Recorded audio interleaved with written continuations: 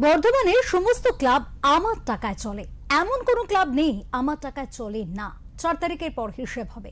দুই বিজেপি নেতার নাম করে হুঁশিয়ারি দিতে গিয়ে নিজের দলের বিরুদ্ধে এই কুকথা বললেন বর্ধমান শহরের 22 নম্বর ওয়ার্ডের কাউন্সিলর নারুগোপাল ভগত। নাম না করে নিজের দল এবং বিজেপি উভয় পক্ষকে বেনজির আক্রমণ করেন। সভা মঞ্চে তিনি বলেন, বর্ধমান শহরের এমন কোনো ক্লাবই নেই তার পয়সায় যে ক্লাব চলে না। তৃণমূলের টিকিটে কাউন্সিলর হয়েও তিনি দাবি করেন, বিগত 15 বছরে তৃণমূল কংগ্রেস যা করতে পারেনি আমি তা করে দেখিয়েছি। দলের প্রতি এমন বিরূপ মন্তব্য নিয়ে রাজনৈতিক মহলে ইতিমধ্যে শোরগোল পড়ে গিয়েছে। আমার সম্বন্ধে জানে না, গোটা বর্ধমান শহরে এমন কোন ক্লাব নাই যে নারী ভগতের পয়সায় চলে না।